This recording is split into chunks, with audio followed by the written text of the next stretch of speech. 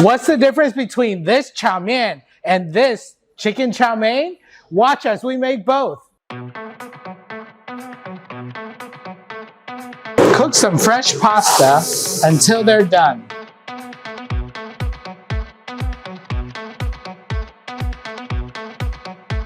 Add some dark soy sauce and oil. Heat your wok. Add some oil and some chicken. Give that a stir. Add in 2 eggs.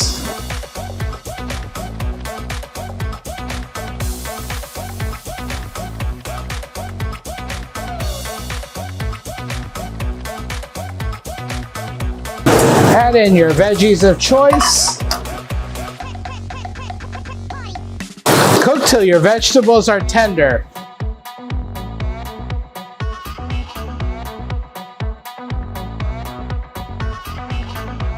Add your noodles. Add in some salt, white pepper, MSG, chicken powder, and give it a stir.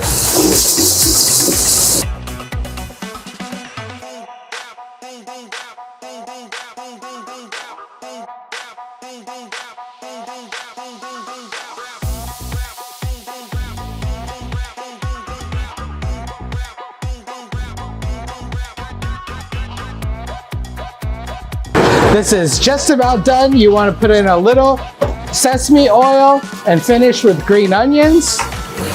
Give it one last stir. We're going to turn off our heat and we're going to plate.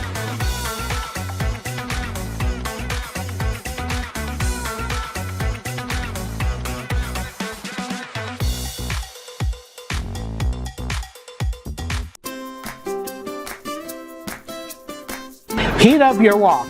Add oil, ginger, and garlic, and saute till fragrant. Add chicken stock. Add chicken powder, salt, white pepper. Bring that to a boil and add your sliced chicken breast, onions, celery, Napa cabbage, and bring to a boil.